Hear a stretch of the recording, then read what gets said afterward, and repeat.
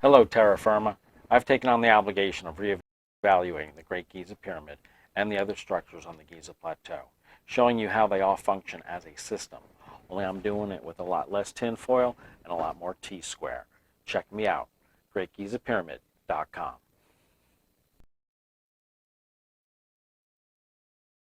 Hello everybody, I'm here today with Angel. Hello Angel. Hello, how are we all doing today? Oh, well, it's always good to talk to you, Angel. I will say this, I have a soft spot for Angel. I don't know, we've known each other probably since about 2000, well, talking to each other since 2017, haven't we? Yeah, I'll go with that. So we've had quite a few hangouts with each other. You've talked quite a lot about pyramids. And the one that I've used about you lately is, it's not a monument, it's what, Angel? It's a machine. Yeah, there you go. You love saying that, don't you? Also, well, just wanted... Oh, carry on. It's a machine where the only moving parts are the elements within it. Well, you've taught me quite a lot about pyramids, which we're going to talk about in a minute, but I just wanted to show people that basically, even if he's a little bit different, Angel's like a lecturer, aren't you, Angel? What did you call yourself? Well, people have said I sound like a teacher and stuff, and you said you're going to call me a professor. And I said, well, just make sure it's an unaccredited professor. Oh, that's just some of his videos. I'm going to go to his videos now just to show you that he's always got his whiteboard. He's always doing diagrams, aren't you, Angel? Well, it's easier with a visual representation. I'd love to have a physical model, but not quite there yet. Oh, you've done quite a few videos in the last few weeks. Haha, well, we're going to be talking about some of those in a minute, but I'm just showing you that he's like a lecturer. So Angel taught me that, we're just going back to that one, I'm just showing you some of his videos, but see this one here? All the pyramids are built on different levels, but they all match up across. It's right, isn't it, Angel? That's about right. The internal guts. I mean, I didn't even realize that when I first started this endeavor, that the plateau is not a flat level. It's not like the salt plains or something like that, the Nevada salt desert or whatever it is. It is on an angle. While the internals of the inside of the one that they like to call the Great Giza Pyramid are elevated, they are on par with the other internals because their bases are at different elevations. Is that because when you look at the pyramids, they've been built on top of a plateau that's been man-made and they've been put into them? And that's why it's not level, isn't it? I do think it was, if it wasn't man-made, like if we actually gutted the whole area and poured it ourselves, like, the way in New York City, the ground level is actually like 30 feet below you. You're walking on a raised platform. But if it wasn't done by that, then they at least terraformed the surface of it to meet some of their agenda. I mean, you can see terraforming right in the fact that the middle pyramid is carved into the side of the hill. Because what we're being told is they had horses and carts and couldn't do this, but when you go back in time, they could do these magnificent things, so they weren't backward coming forward, were they? Well, I think once you realize what the structures are doing, you get a much better idea of the level of knowledge they had. I'm not going to say technology, because I'm not saying they had like laser beams and wrist, Apple watches. But they did have knowledge of their surroundings, and I think they had knowledge of compounds that we today don't appreciate or realize. Yeah, I mean, basically, mining stopped. I mean, I know we've got mines, but most of the mining stopped in 1901. Stopped. They'd done it by then. And this woman, this little video, she said everything's been mined, even Antarctica. So if they could do all that, they definitely could build the pyramids, couldn't they? Well, it's not a could they. They They did. have. Yeah. We're going back a few There. years here. It's not These videos are back to 5 years, but I'm just showing people your work, your videos. There's masses of them. See, he's like a lecturer. He stands there with his whiteboard. But I just wanted Some of my older ones, I do need a correction, because as time has gone on, I've been at this over a decade. As time has gone on, I've realized things that either I was incorrect about or I misunderstood. In some cases, the configuration, and in some cases, how the elements would react in certain circumstances. So, But also, we change our mind over time a little. little bit, don't we? When we find out a little bit more information, it changes your mind a little bit, doesn't it? Well, it will change my mind. Actually, I think it more changes my understanding. Like when you look at a steam engine, you'll be like, why is there a little pressure valve there? But until you understand exactly what's occurring within the system, and sometimes it'll generate too much pressure, you need to have a relief valve, and sometimes it's, there are pieces and parts on the system that make more sense once you understand what it is doing, and you can assume it's there for the wrong reason until you actually get a true feel for what it is, how everything is interacting. Yeah. And I wanted to also say that in that little video that I put you on, she's talking about, what's the other guy? Alchemical, or whatever his name is, that one. Well, in Land of Chem, Yes, Jeffrey, but I don't promote him. I only promote you. Well, he is on the right track. He's focusing on a different structure, and what I think, I don't know if you've actually watched his videos, and if you haven't, honestly, I do think you could spend an afternoon binge watching them. Well, we could do the same on your channel. Well, we could. That would be fine. However, mine are a lot of the same things repetitively. He's actually gone and done things more in a logical way. I have to refine mine a lot more. But either way, what I'm getting at is I think he's correct on what they were doing. I think he's incorrect on how they were doing it. He wants to envision the way we do things today, where we will put things in a pressure chamber to be a catalyst to have the reaction occur quicker. These guys, in his vision, he has like a 90-foot plunger that he needs to press into there to create the pressure. Where if he would just take a step back and say, hey, people use composting piles all over the world. It's not, rocket science. Nature does the work. Nature creates the gases. Nature, if you put your hand into a composting pile, you could probably burn yourself. The temperatures in there are like 180, 200 degrees. Can I ask you something very quickly? Just very quickly, as you're on that bit. Like we don't really, well, you say they're machines. Do you think they were early HARP? No. No. No, these weren't machines. Well, here's the thing. When you say these things, I am focusing on the ones on the Giza Plateau. Jeffrey's focusing on ones like a couple hundred miles north or something like that, the Red or Bent Pyramid or whatever the heck it is. There are, honestly, upon the surface, upon terra firma, there are hundreds of these things. And I'll say, like the ones in Mexico and Teotihuacan and stuff like that. But Punapuchu, or whatever the heck it is, one that's on the side of a mountain, while people say that's a pyramid and a temple in a place, I don't. It depends on how you classify what is a pyramid and what isn't a pyramid. And while there are things that are monolithic, not all monolithic things are pyramids. And it's unfair for me to say what is and isn't and what isn't.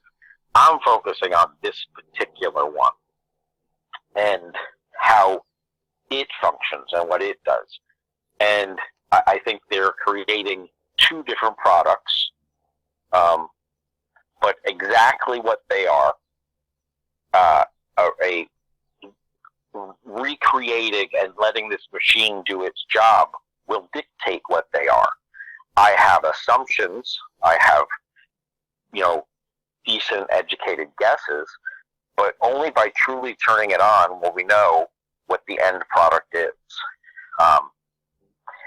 Or, people who understand physics a little bit better than me. But this is why I say I think there is an unrealized or unappreciated compound that this structure is working, confining, manipulating, whatever it's doing with it.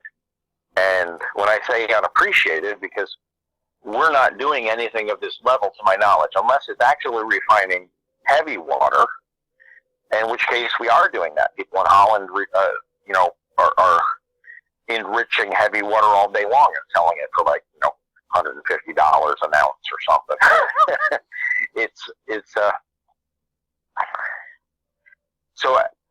But it's not some temple for some gods, is what I'm saying. And when you see it as a system, well, it wouldn't have those innards in it. Like, we're just looking at where we are. We're looking at, it's a month ago, and you've got your blue shirt on, your blue shirt on, and you're looking. right? You can see that they've got structures inside them. It's only playing 3 seconds, and you keep scooting across the screen. It's so funny, Angel. Just for that 3 seconds. But you're showing they've got structures in them. If they were burial chambers, they wouldn't have all that in it, would they? Well, people with burial chambers can do whatever the heck they want. I don't even try to give that thought credence, because that's a dogma that I don't even follow. I don't even consider them to be good. In fact, here's a good one. There's another YouTube channel, History in Granite, and I think this guy does fabulous work showing some of the structures over there in the area. He focuses on the Great Giza Pyramid. He also focuses on a bunch of other ones. But all the time, whenever he's doing all of this, he's like, well, this doesn't make much sense why a pharaoh would have done this. And logically, as far as if they wanted people to protect their things, it doesn't make sense why they did. His whole, as he's going, he can't get out of his mind that these, in his mind, they're tombs. And he tries to explain everything and somehow relating to a tomb. If he would just explain them, and here's a passage, and it goes up here, and it does this, and it's smooth here, and it's not smooth here, and it's finished there, and he would just explain it, it would be great. But every time he says something, he's like, and it's not smooth here because the spirit would need to, work its way amongst it's just, I need to turn down the volume when I watch it. And that's the one of the things is, I have to break people from thinking of tombs and thinking of this particular set of pyramids. I don't care if other pyramids in other parts of the world are tombs. That's great and wonderful. These ones aren't.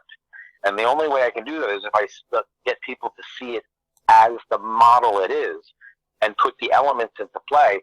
It makes it hard to dismiss what it is and how it would work and why it's configured the way it's configured. But a lot of people keep snapping back to the tomb. They just can't get that tomb out of their mind.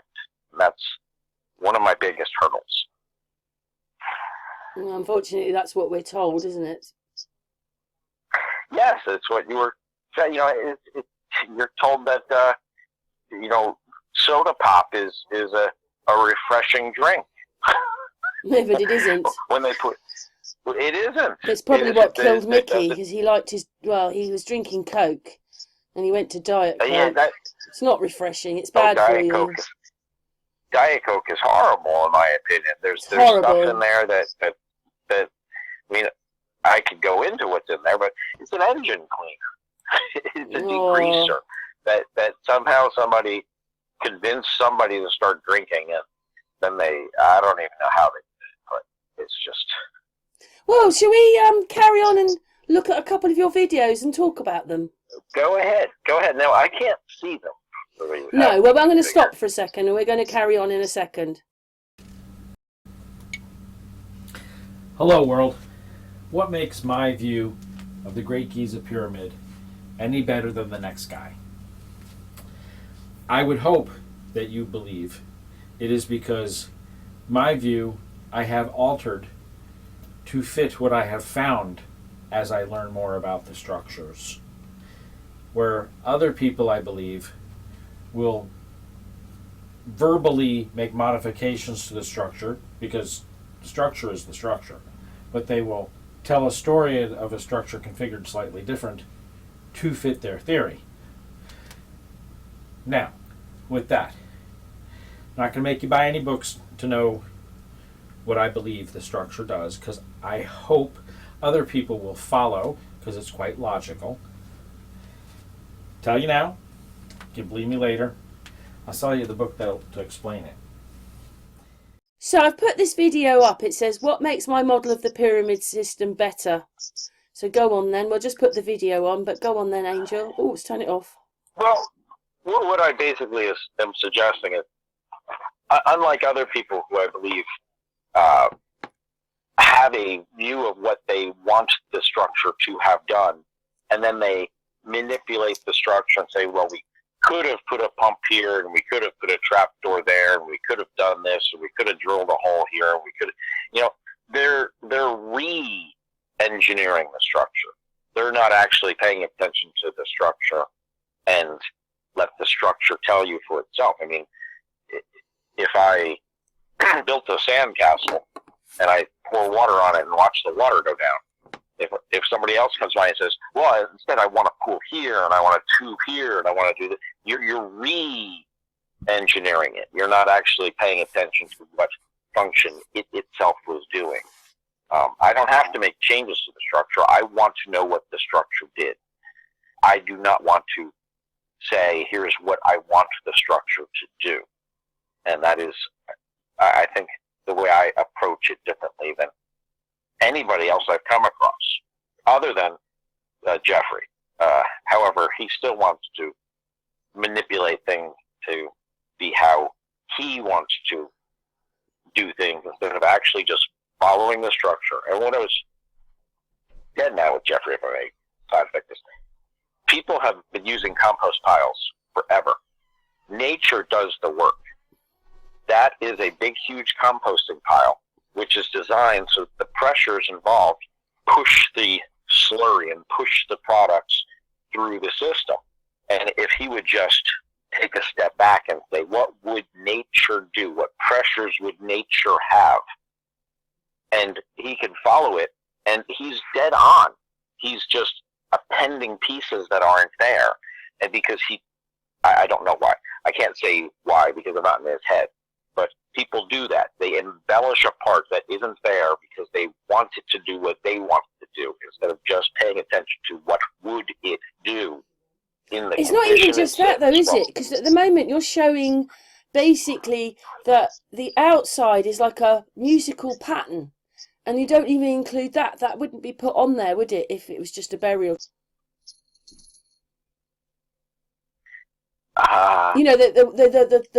The bricks or the blocks going up form a pattern, like a musical pattern. You've put videos out about. Well, you could say it's a musical pattern, but what it is it's structured so that just imagine if you're a piece of static electricity.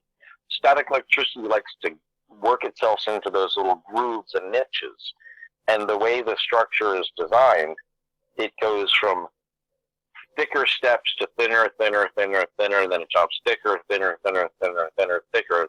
And it is in a sweeping pattern, and it does that.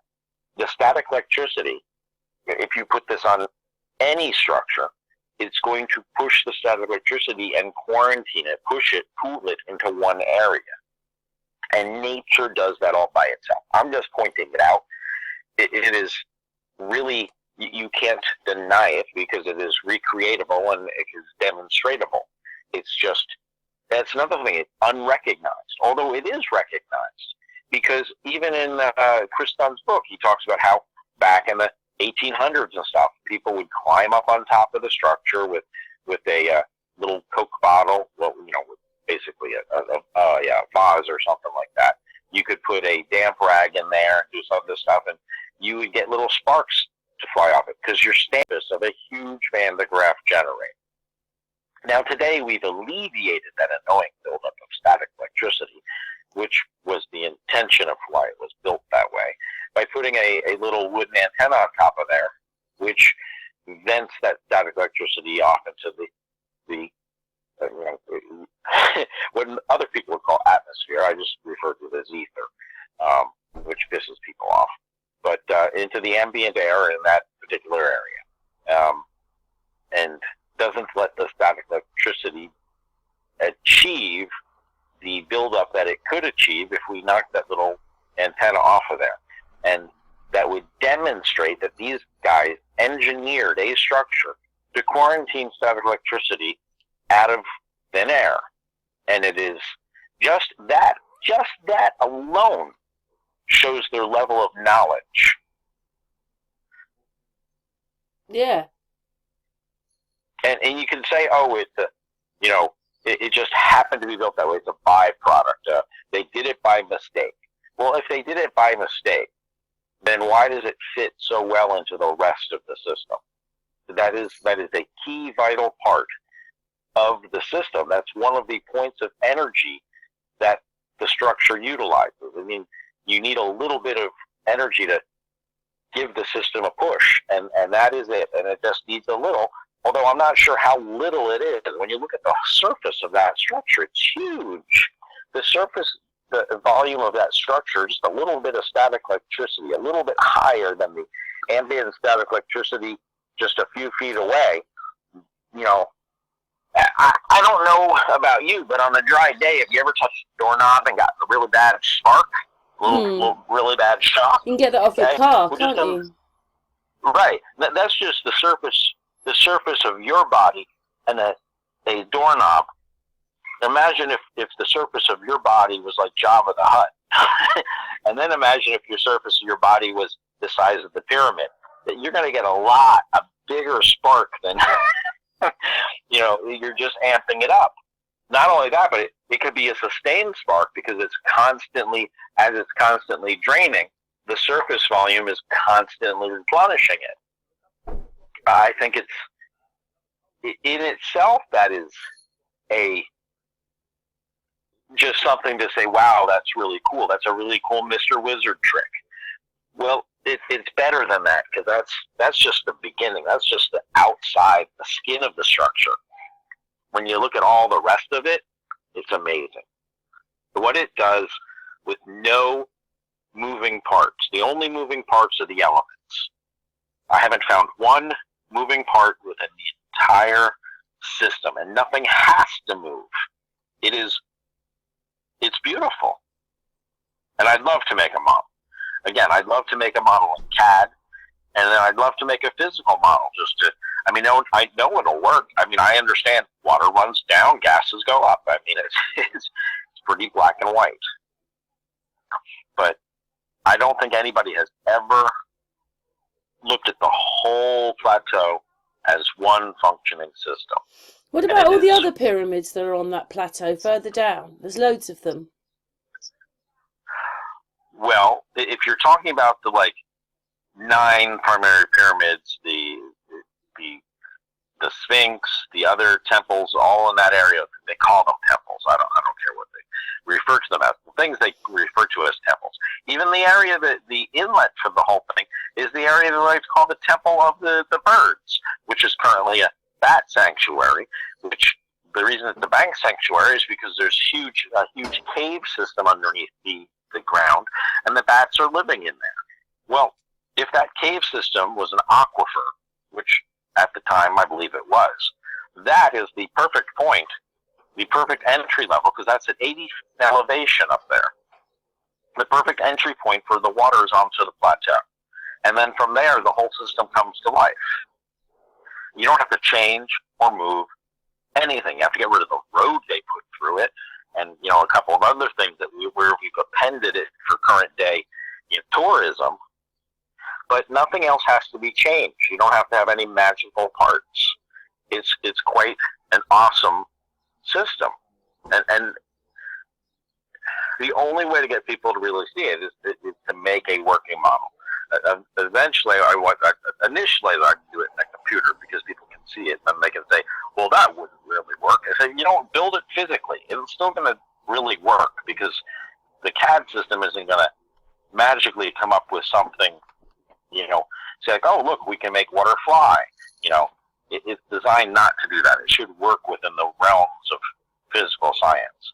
Now, what we don't know, what the computer system won't do, because it hasn't been programmed, because we don't know of it, is exactly what the yield is, exactly what this system is producing. I think it's going to be a compound that we ourselves don't yet appreciate or even know of. That they wouldn't have built this whole huge system for no reason. It does something. What it does, I don't know. I don't want to lie to you. But you had a feeling that it was separating water and oxygen and making gases. That's part of it.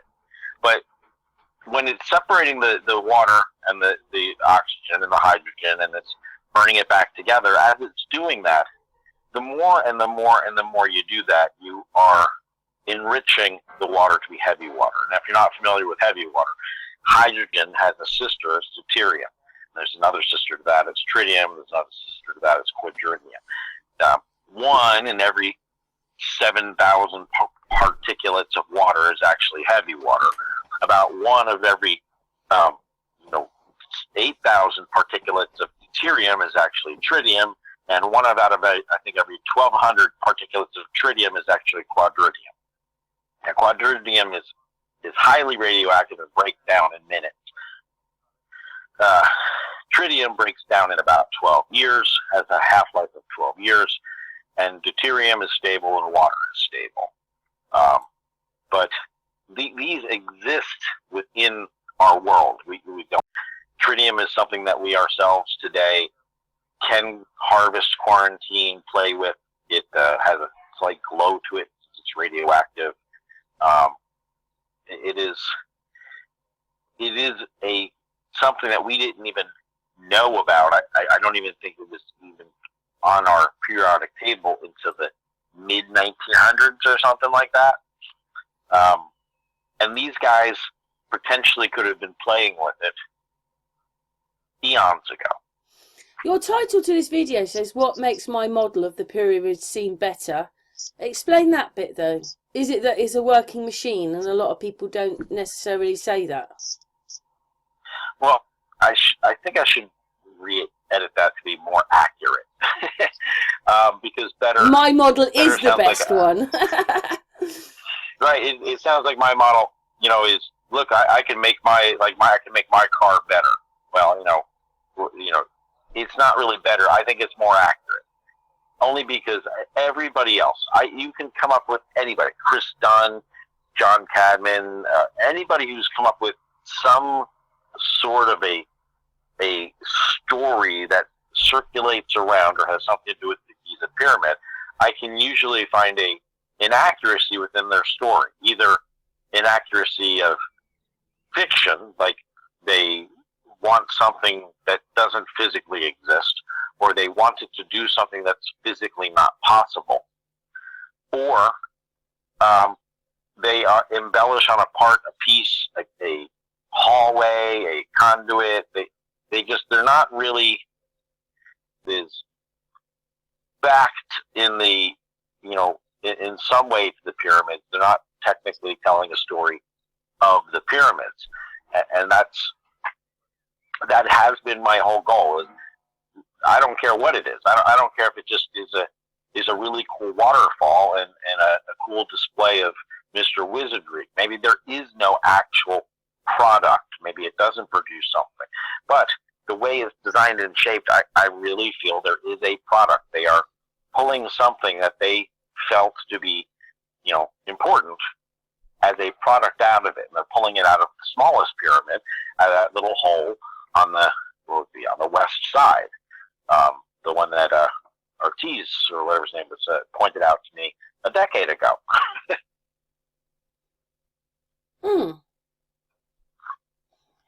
Well, I what didn't know Angel it. taught I me knew was... it had to exist. I knew there had to be a way that they pulled it out. There had to be a point of extraction. And when he showed me that, I'm like, that is the point of extraction. It's at the perfect elevation that it's exactly where it should be. That was one of the pieces to the puzzle I had not known about. Without exploring the Giza Plateau, the only way I explore it is through other people's photos. So until I see the photos, I can't really explore it by myself. What Angel taught me ages ago was that the pyramids are all built on different levels, but when the thing was working, the insides all line up. One's neutral, positive and negative, yeah? Correct. I got that bit right. That's good. Because obviously you're just talking here about why you think your system is better than anyone else's.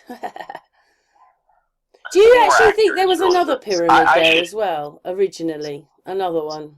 Well, I do not think there was any major pieces on the plateau that aren't there today. Right, okay. In fact, I found a couple of photos that are actual photos, not like CGI drawn things or sketches, where when you stand at like the base of the larger pyramid and look towards the other two, you see visually 3 additional pyramids, because the smallest one next to the smaller pyramid, it's still large. It's still like really tall, even though it is small. The size of these things is huge. You mean the extra 3 little ones? The 3 little ones, you mean? Right. Yeah. Even the 3 little ones are still a large structure. And when you look across the plateau, you distinctly see, the one you're standing next to, huge, and then 1, 2, 3 more. That's what you visually see. So when you write it down in a book, you will say there are 4 of them there, because that is what you see. Now, when you get closer to it, that 3rd one then becomes like almost non sequitur, because you've got this huge thing next to you, so this small one doesn't seem like it's there. People don't really recognize it. Yeah, because often they take pictures of it in front of the other pyramid, and a lot of people might not see it. Right. But if somebody was out there just walking around and you had to say how many are there, I could see where somebody could say there are 4 of them. But if you look at how many large ones are there, there are 3 large ones. I don't think anything is missing. And how many little ones are there? Because is there 3 or 6? Well, that goes again to at what point do you stop calling it a pile of rock, and when does it become a pyramid? How do you? But one of them you love, and you've been in. It's obviously through someone's video or Google Maps, and you can't go in there anymore. But again, you love that one. The one that plays a key part and is a functional part, like it actually performs in part of the regulatory of the system, is the one to the southeast of the Great Giza Pyramid. It is the one that actually has an internal guts and is a key vital part. And again, you could call it confirmation bias or you can call it evidence, but it fits into the system and it is a key component in the system, and it shows you that they aren't there for some ceremonial purpose. They are there to physically perform a function. And that one deals with the pressures and regulatory of the elevations of the. Do you actually think it could have been a waterfall? Just asking. Well, in some areas it is a waterfall. There are parts and pieces. This is after we do this for a while, I'd really like if we redo it where I can point out things on my whiteboard. Yeah, we can do one, but I was filming this off my phone and just showing your video. The next one was set up on the computer, and you can show us. You can show us, Angel. Right, because there are parts where there are pretty waterfalls. I believe that parts of it were designed to look aesthetically appealing from the outside. There's parts of it that are functional, kind of like if you went to a nuclear power plant on a tour, I'm sure somewhere on your way to the lobby, there's going to be a nice garden and probably a reflective pool and maybe a waterfall. Now, that has no function to the how the nuclear power plant works, but it's still there. And I believe the area slightly above the Sphinx, slightly, I guess that would be, when I say above, that would be west of the Sphinx, slightly west. There is an area where there are signs of waterfall. That would be runoff, and it would probably have been designed to look aesthetically pleasing to people either traveling by on the Nile River, which would have been at the base of the Sphinx, or guests to the system, the power plant, whatever you want to call it. But it was designed. You can see it. I don't even have to make it up. This is why it would be great. You pull up in fact, do it right now. If people can see what you can pull up, just go to maps.google.com and type in Giza necropolis, or whatever they call it. It'll pop right over there. Go to satellite view. Just pull up the Giza, the Sphinx, and imagine if you were on the plane slightly above it, and just look at how you would flow if you were a drop of water. In fact, if I could see it, I could point it out to you, how there's actually looks like 3 different feeds, and I believe the 3 different feeds are from either of the 2 sides of the center pyramid, and then the third feed is the flow out from right next to that one that I said was the flow control, the this is again one of the easier point. The one we were talking about where it has the internal guts. If you put your Google guide there and walk it down, it goes down a path and goes right to the Sphinx. So that's the one that's not quite the tallest, because you've got it up here and you've got all the drawings inside it on the right-hand side on your drawing.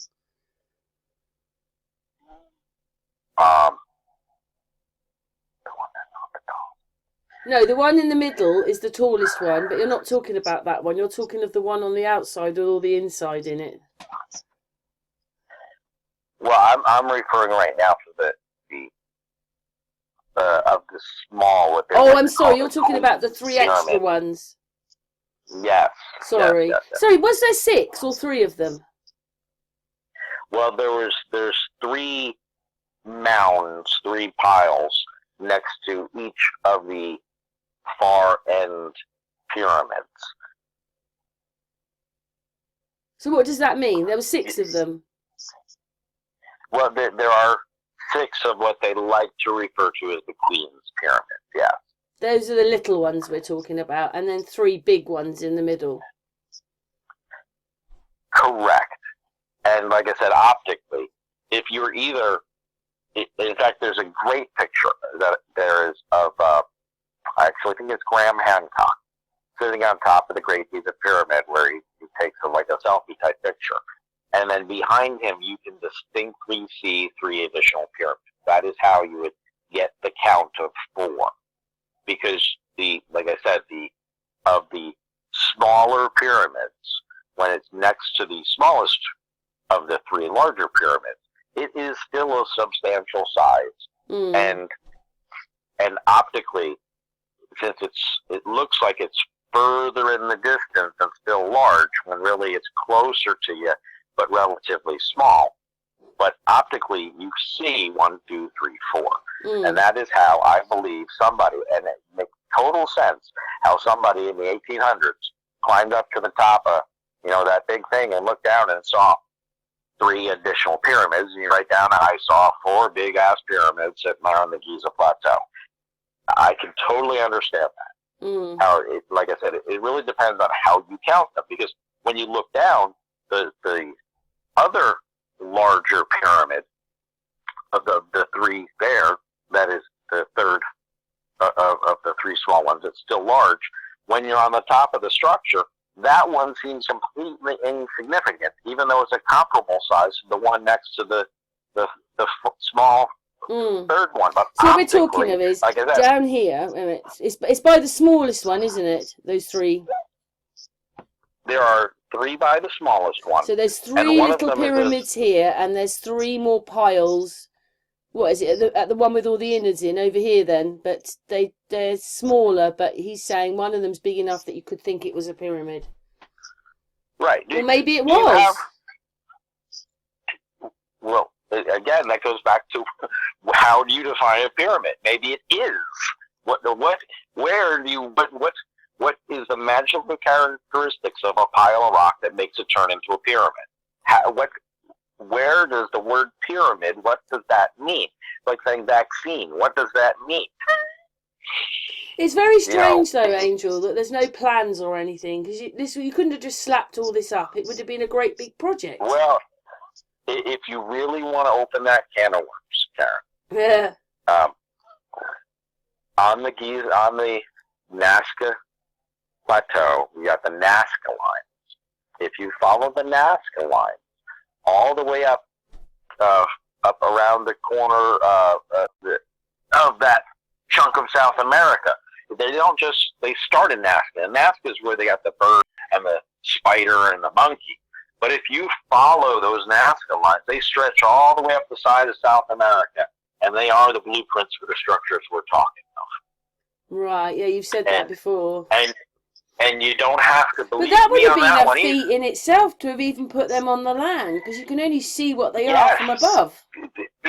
The people, the civilization that created these structures and put the blueprints upon the surface of the land did this with ease.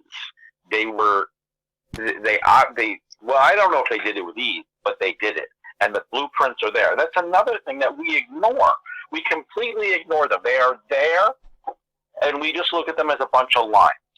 There's a couple of people that have taken the time to put a couple of them into the Google Maps and actually look at them.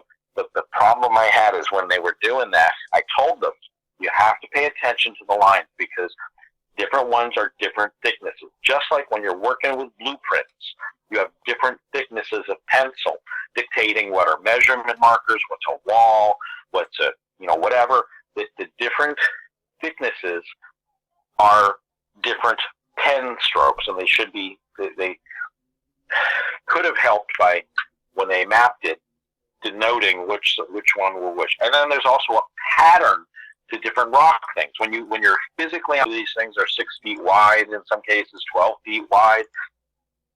There are different patterns to the rocks, and the different patterns to the rocks should really be seen as different color pencils. There is a lot of knowledge still, before we destroy it, within our fingertips that we can grab. And when people see that the blueprints are there, the blueprints marry it, we will actually get answers to the sections that have been destroyed when we can back engineer the blueprints and apply it directly to the structure. But people... Did they build it the way they did because of what it was doing inside, or would it have been contained all inside and wouldn't have affected outside what they were doing inside? Well, that's... Because some of it's built underground, isn't it? The piles that they're sitting on, some of the pyramid is buried in those piles. I need to first address your question to kind of give you an example. A steam engine. Okay, just look at a locomotive steam engine. It is making noises and hissing and puffing and powdering and doing stuff, and it's making those wheels churn. All of the work is inside, but outside of it, you still get hisses and spurts and water spilling off and stuff like that. So it is affecting things outside. This structure, most of the work is inside, but it is affecting things outside. There is an overflow of water that still flows down the thing. You're going to get oxygen that's blowing off of the one conduit. Again, it would be much easier for me to, later, the same question where I can point to you what I'm talking about in the areas I'm discussing it, because right now you can't see what I want to point at. And it's we'll do that one next time, Andrew. We'll do it next time. Okay. But there are areas where what's inside the structure are affecting the outside environment. But that is, that's by technicality, not by function. An airplane flies by, it does push wind and it makes a little bit of turbulence. That's a byproduct. That was not a goal. You're just finishing your video and you just threw the chalk or the pen. You just finished that one. Hang on. Hello world. Great Giza Pyramid. Today I'd like to talk about the structure. More to the point, I'd like to talk about all of the structures on the Giza Plateau. The only thing that we're going to add that you don't see here, that you don't see there, is water. We don't make any other changes, with the exception of the areas where we broke through 3 supposing sliding magical doors. And we're going to fill in the area we broke into, and we're going to refill the rocks in there. Other than that, I don't think there's any other major repairs that we need to do, other than to restore it as close as possible back to how we found it in the 1800s. Oh, I'll turn the volume off. Hello world. So, we've got this video. It's called Just Add Water, GreatGizaPyramid.com. So, go on then. Add the water.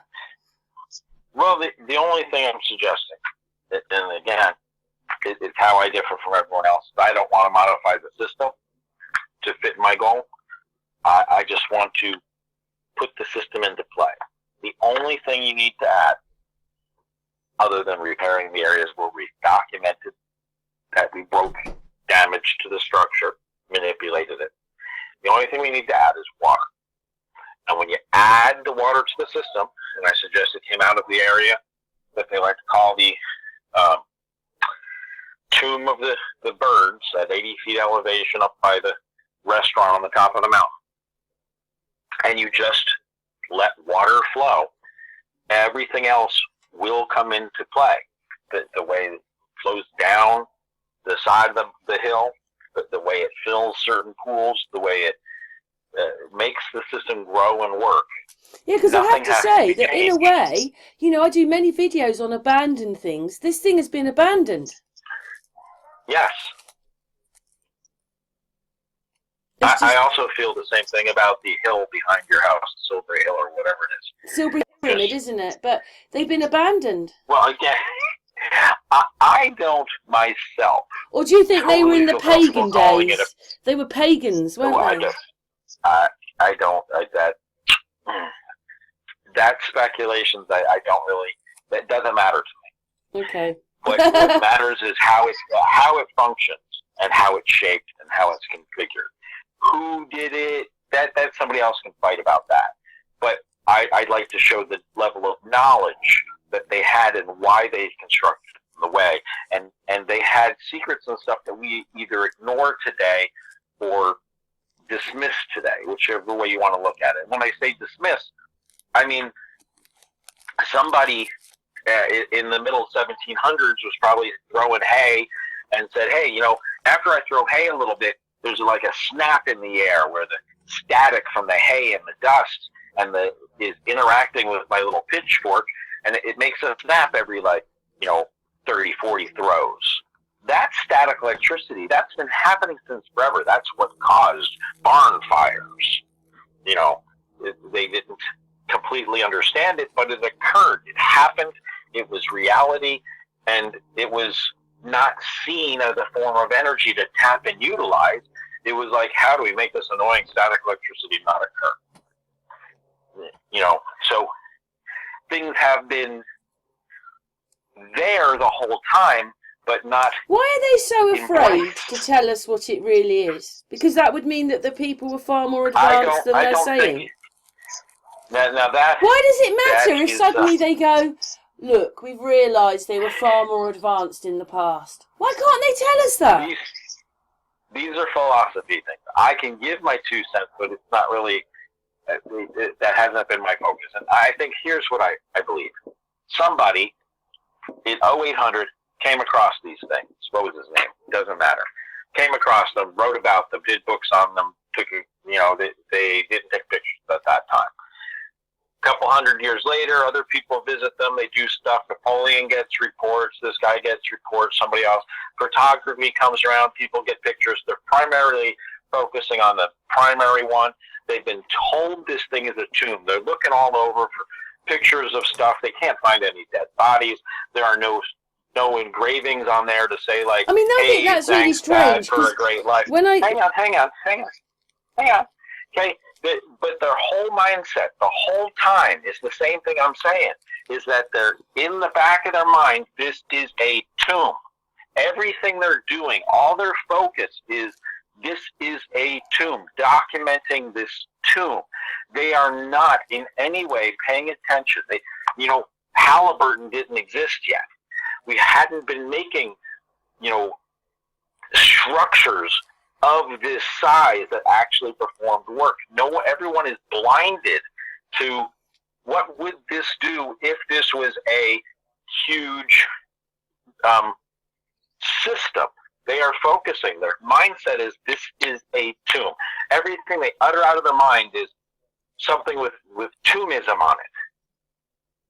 That is part of the problem. Now, in addition to that, I don't think, even if somebody at the Rand Corporation or something like that actually said, hey, this is a system, that they want to open that can of worms. Because as soon as they open up that this is a system, it shows that there was a level of knowledge, much higher level of knowledge than we had 200 years ago. Documented that everything in this structure, what it utilizes, we didn't even know what hydrogen was until 16 something. We didn't even know what oxygen was. We hadn't isolated as an element yet until the 1700s or something like that. Helium, we didn't know about until somewhere in the middle of there. We found helium between that. Okay, these are things it wasn't even on our radar. But yet these guys also, had a machine if it was a tomb, that was utilizing it. If it was a tomb, how come there's burnt areas in there? Again, that goes back to that is the same thing that the granite guy, the history in granite said. If it was a tomb, why did they do this? Everything they're saying is, in their minds they know it's not a tomb, but they can't get that out of their mind. Everything is. Well, everybody's frightened to say, aren't they? Because once you start going against the what's put in the public eye, like you, if they obviously see you as a threat, so that's why you don't get too many views, because you're outside the system. You're saying something different, and they don't like it. So everybody's trying to work their way around the system to talk about it. Do you see what I mean? Well, I think I'm not doing the right thing to get enough views. I'm not quite sure that some of. Because you're too damn clever, that's why, Angel. You're a lecturer. We've got to sit down and it's like, you're very good at what you do. Chris Dunn is trying to say it's a power plant, which is completely outside the tomb theory, and he gets plenty of views. So, and I don't think people actually realize that I'm right yet. I don't think the powers that be have actually realized that I am a threat to their historical canon, because I can't be wrong at this point. Even if this wasn't what it was designed for, I'm completely wrong. It would still be really cool for it to function, for me to just add water and watch it function the way it would. If somebody built a really cool, just a piece of art, and somebody says, what would happen if we just spray water on this piece of art and watch it drip? Well, that's all I want to do. I want to spray water on this tomb, and I want to watch the water flow down the valley, fill the certain pools, and actually watch what it will do. Do you think the river moving did something to it? Because obviously the Nile was wider and then it's got smaller. Did that have a part to play in it, or you don't think that mattered? They'd have just extended whatever it was to get the water in? Well, I do feel at the time of its functionality that the water came right to the base of the Sphinx. In fact, this is where, when we do it next time, we'll pull up Google Maps. But the water is on top of a mound. I mean, they're built on top of a mound. And there's no way the water could have got They up are. there. Yes, there is. Are you on Google Maps right now? No. Go to, okay, well, hop over to, like I said, go to, the Giza Necropolis, which means like place for dead people, even though I don't believe it. And then look for what they like to call the Tomb of the Birds. It is up to the west side of the plateau, up where they have an eatery. The road goes practically right up to it. Now, in there is they like to call it a tomb, whatever they want to call it. It is still a physical structure, and that physical structure leads down into what they like to call the caves under Giza.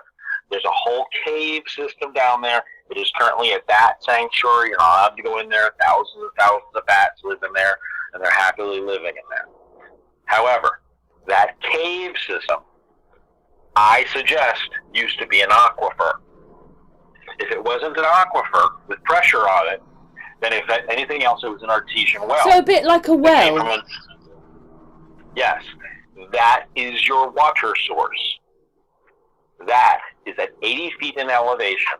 And if you look at it, you can see the pooling right outside of it, and you can see the water runoff. You don't even have, you can, if you trust me and take your Google, look on the Google Maps, you can see the water runoff. You can see the where there was flow. I didn't paint it on the Google Maps. That's there from nature.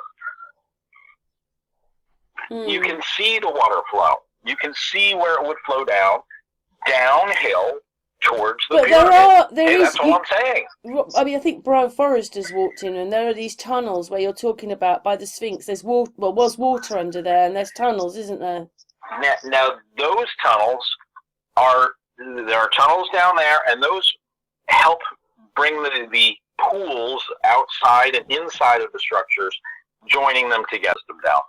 And I don't dispute that, and it would be great if over time we can map that and see where some of those went, because I do feel the huge pool, again, if you look right between the the center pyramid and the Sphinx, about 1/3 of the way down, there's a huge hole. We're talking like 30 feet and 30 feet diameter, huge hole. And that goes down into down. And then it branches out. I think that was part of the distribution system of, just like anything else, you have to have a negative and a positive. You have to have something which is a higher state than the other one, and the difference between those two states is your electricity. Right. And the whole system was designed to quarantine different pools outside of the structures so that they pick up the ambient energy of that structure. And they're far enough apart so that those two ambient power energies are different. And just like I said, when you touch the doorknob, it's the difference, and reconnecting, wanting to equalize, that is your energy. Well, you've got here resident, ambient, frequency, and force, RAF. Yes. At any point, you have to look at any one spot. What is the pressure? Is it hot? Is it cold? Is it under pressure? Is it under vacuum? And any other point, and everything is trying to equalize. Nature always wants to equalize. And this whole system was designed to separate everything to its extremes and keep them separated. And it's when you represent them back together, that is where the work is done. Sorry, I just wanted to say, on the video, you've just shown everybody the different levels, how those stones are, and it's like a pattern. It isn't, but it's like a music pattern. Or it's a pattern. It is. In some ways, I kind of look at that, because when you look at the niche in the Queen's chamber, it has the different levels, and if you take those and drag it across it, just like you would a musical score, those right there are your elevations. So I say I could build this in Minecraft because it's made out of equally sized blocks.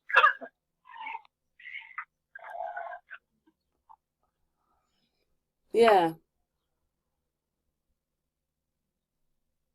It's quite incredible that people would think it was a tomb with all those innards in it. Well, again, you have to look at, even 100 years ago, when people went to visit this, they never went to the other structures. The Osiris shaft was not even on the radar. No one ever went down. Hakeem or something would hang out there as a kid, but no one would venture over there because that's not the tomb. Therefore, it wasn't on the tourist,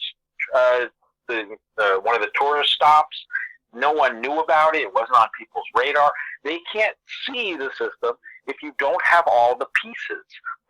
One great thing is you take five blind guys and you introduce them to an elephant. And you let each of them walk up to the elephant, touch it, walk back down what they saw.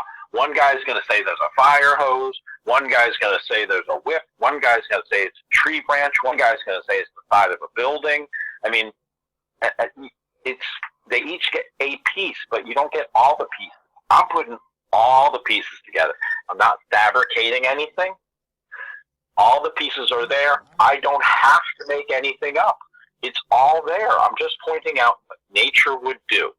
I would love to physically make a model because then I don't even have to tell you. I can say, look at what nature does. I don't have to say this is what nature would do. I say, look at what nature does. And that's the part that is difficult because I don't have the budget to make a little. I guess I could. I can make a train set size version of this.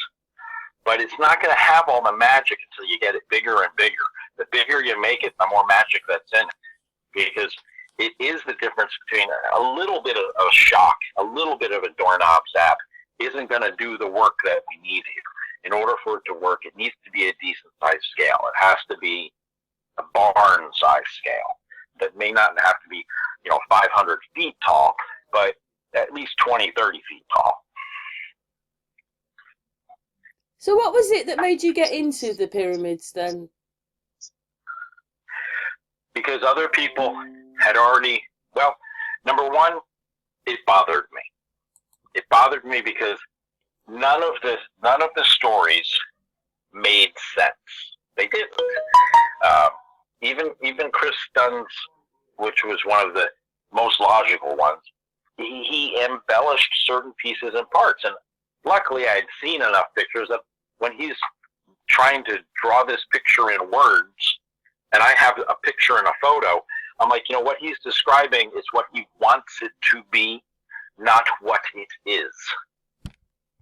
Mm. My focus is what it is and how the elements would react.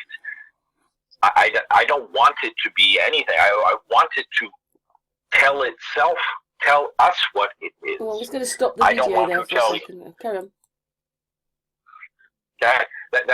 That's really my different focus. I think I haven't found anybody who's on the same wavelength as me, except for Jeffrey.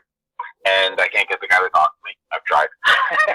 Can I? Well, you don't agree with him, so maybe he doesn't want to talk to you. But you're just showing the picture now with like a window there and a little hole next to it. You're showing it. Window with a hole. That's probably. Hang on, let me just put the video on. Right, you're talking about it now. Yeah, go on, carry on. That's probably the conduit out of the north side of the King's Chamber, the combustion chamber. I'm assuming. I can't see what you're looking at. But it's like got a V on the top. There's 4 stones. You just put it down now, but it's a bit like a window. It isn't, but it's a hole in the side of the pyramid. And then next to it, there's another little hole. Do you want me to play what you said to that so you know what we're talking about? We're just going to stop for a second. One second. One second, everybody. Put the video back on. I'm going to put that bit of video in just where I've stopped the video. But you're saying the little hole next to it is where the water went in, and then the water came out through here. So carry on, Angel.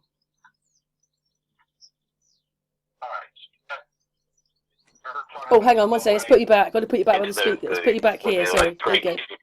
There you go. Start again. Sorry, I had moved you away from the speaker. There you go. Oh. There's the. There you go. Start again now. We're ready. We're ready. You've gone a bit muffly now. Yeah, that's it. You're back now. I'm okay now? Yeah, you're okay now. All right. In that area, from what I can pick up from what I hear, is I'm referring to what I refer to as the spillway into the Great Giza Pyramid, the area where the water would have entered into the structure, and primarily oxygen is coming out.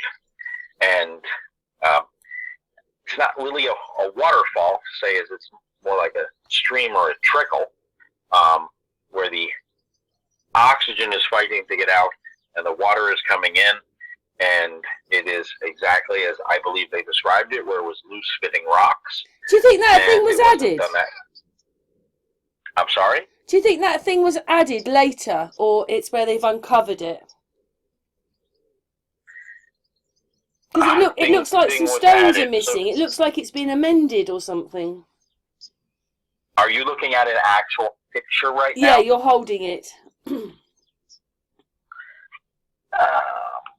It just looks like some of the bricks might have come away, or the stones. Hang on. Sorry, Angel.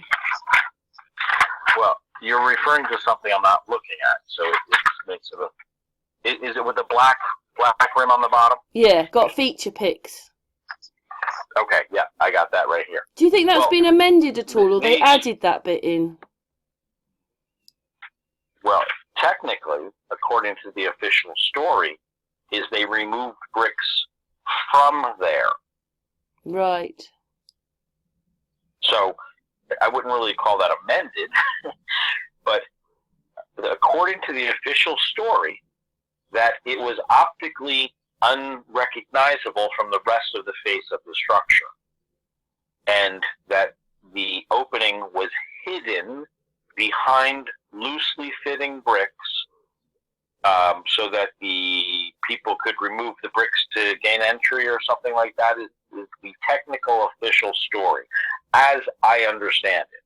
Now, I do not dispute in any way that there were loosely fitting bricks. In fact, those loosely fitting bricks play into the system, because the loosely fitting bricks would allow water to seep in and the oxygen to come out. And if you don't know if you can really see it on that picture, but you can see a lot of what I would call water wear right around the top where the bricks are still the original bricks on the surface. And I think that's because as the water was fighting to get in and the oxygen was fighting to get out, you would have kind of like a spray. It would kind of like be a blowhole, because the air is the oxygen is fighting to come out as the water is fighting to get in, and you're going to get a spray of water, and that accounts for all that water, what looks like water wear around the opening there. You can see that. You can see that with your own eyes, and I am. You can't really see that on this picture.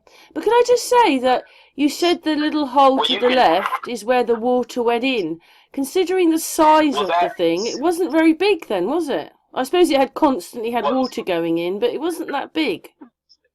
The water flow and then how did the water go in there? Because there's nothing there. There's just a hole. Hang on. What's in this hole? What I feel the whole system is it's not a gushing water system. The water is just there to maintain it, and it doesn't have to be a lot. In fact, there are other pictures I'd love to share with you. Next time, we're going to do it next time.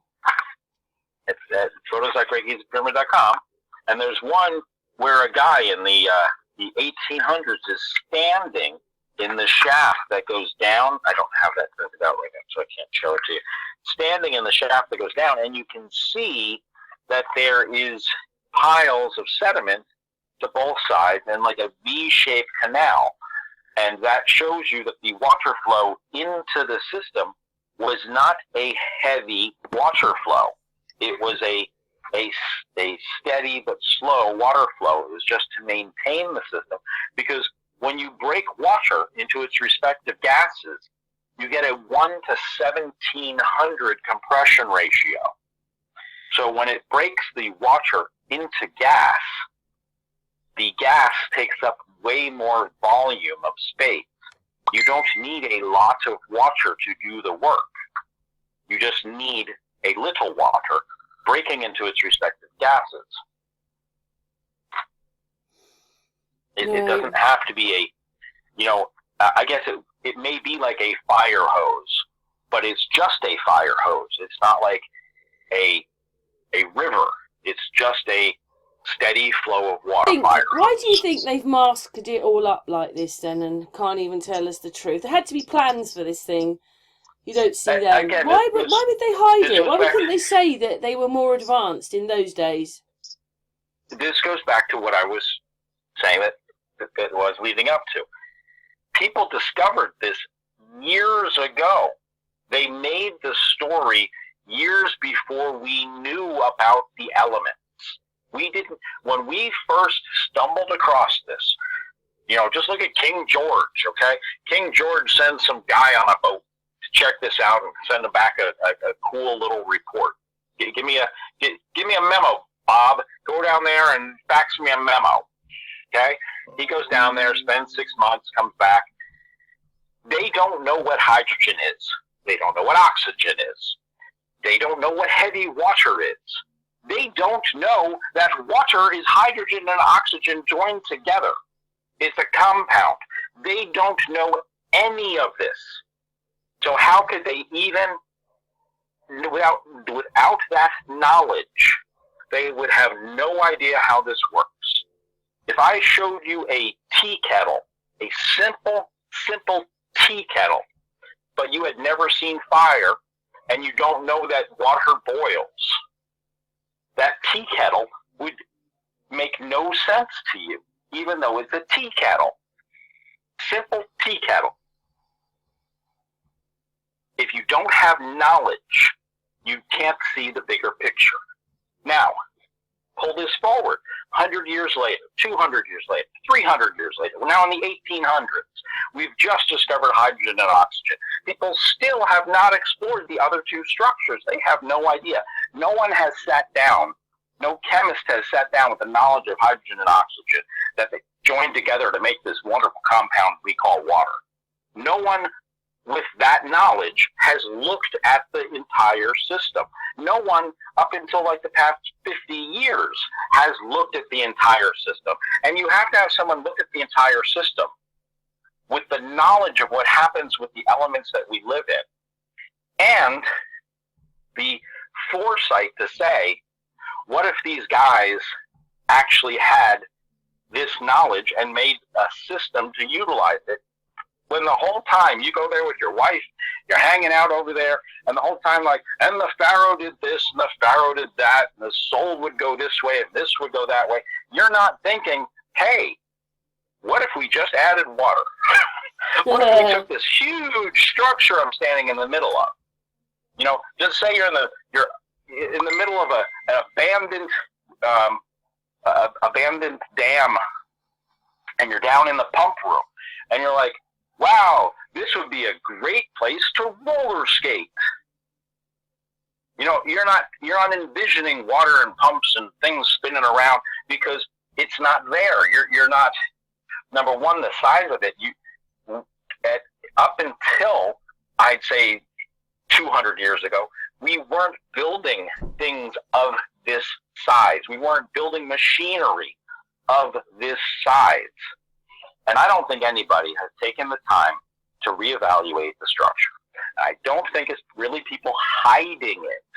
I think it's no one has taken the time to reevaluate. They are under the mindset it's a tomb. They're happy it's a tomb. They haven't thought about it. There are many people on the surface of the earth, much more intelligent than me, and they still think we go around. So. Yeah, you can be clever, but you could be stupid at the same time. It's you accept something to be true that you've been told, regurgitated over and over again, and you haven't taken the time to question it. I took the time to question I Well, really you've think I'm never right. really said much different to me. Maybe you've realised a few things along the way since we've known each other, but you've always said the same Well, thing.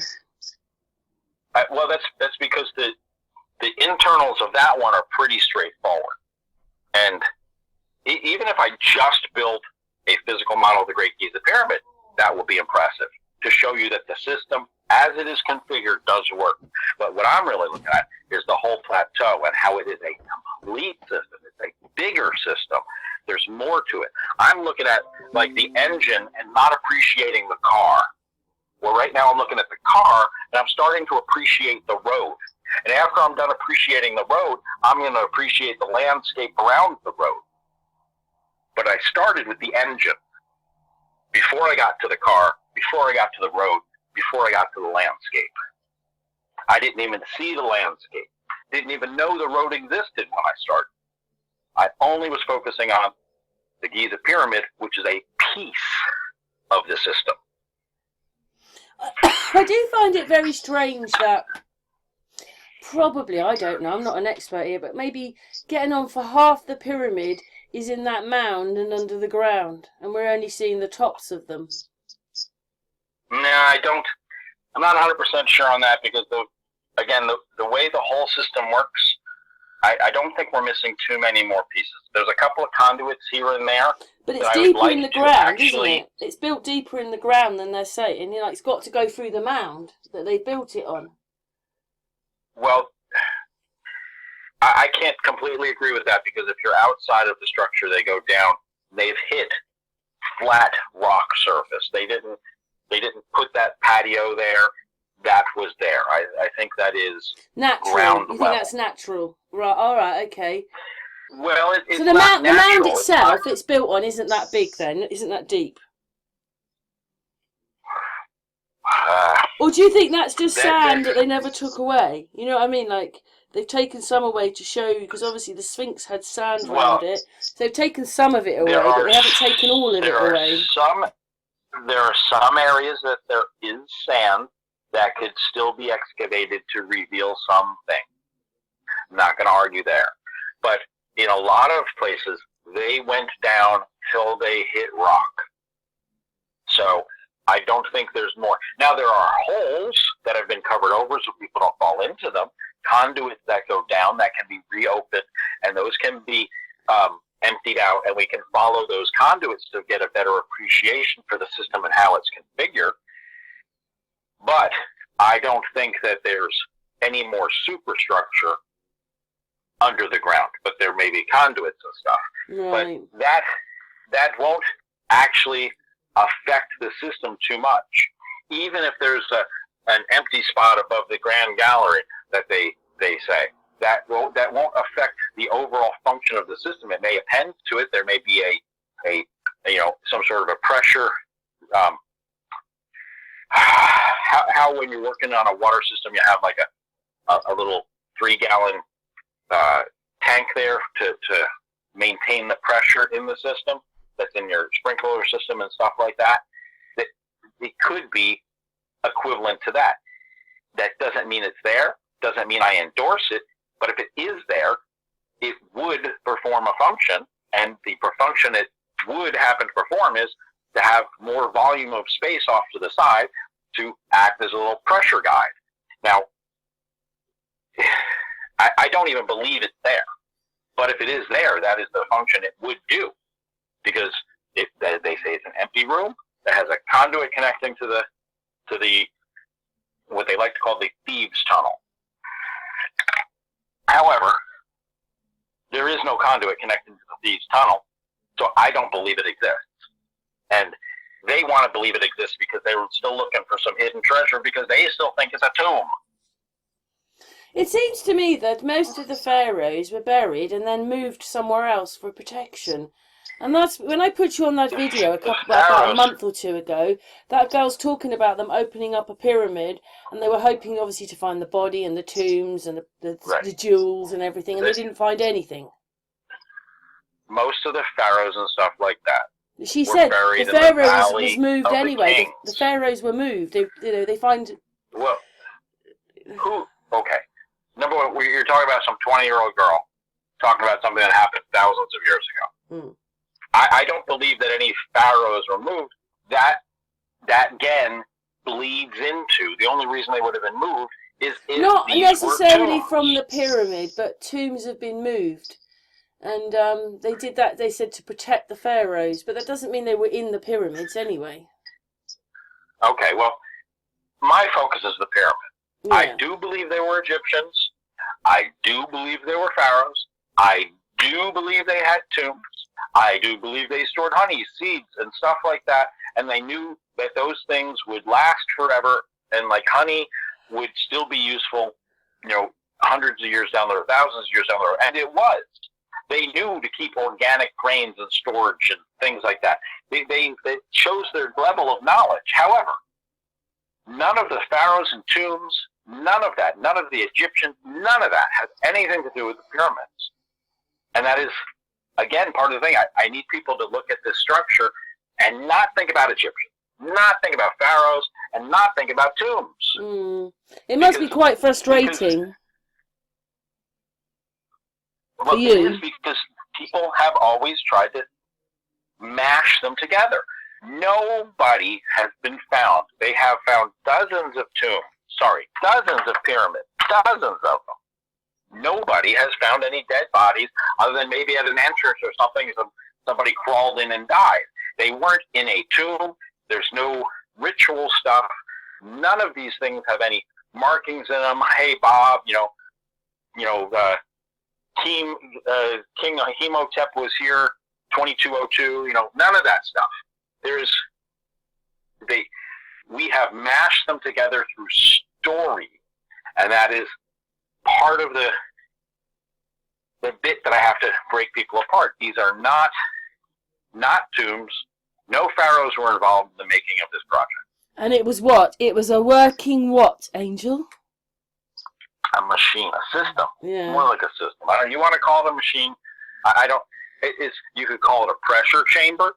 They call it an environmental chamber. There are so many different names that could be given to because it does a bunch of stuff even though there's no moving parts.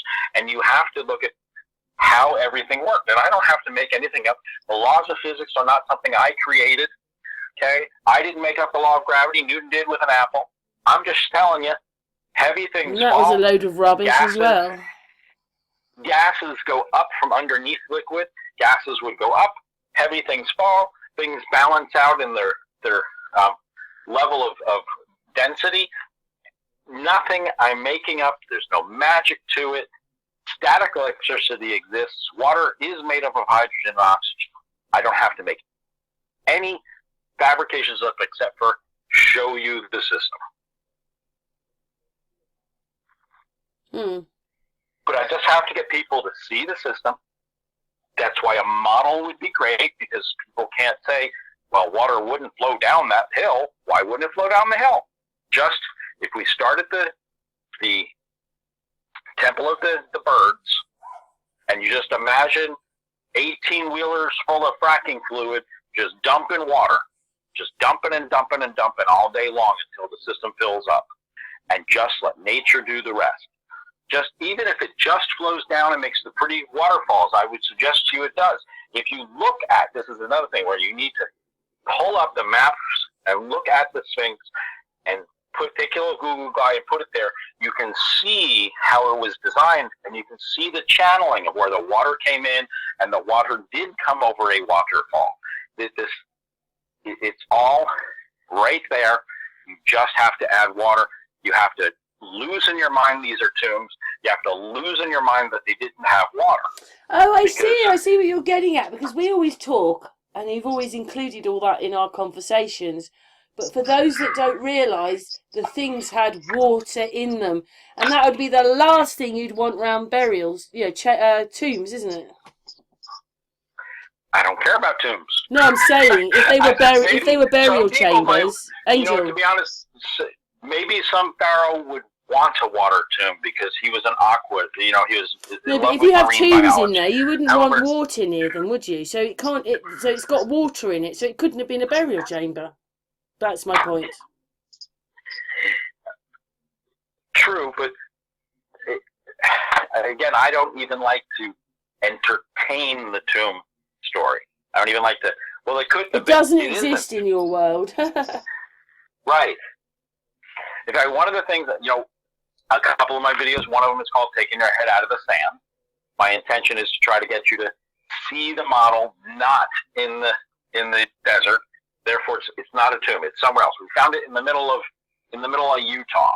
Okay, in the middle of Utah. Now, just pretend in the middle of Utah we find some water, and I'll suggest to you it's a mirror image of what's over there. But now, since it's in Utah, it's not a tomb. Add the water and watch it come to life. But since it's in Utah, it's not a tomb now. And once you see it function as a system, maybe you'll get the tomb out of your head.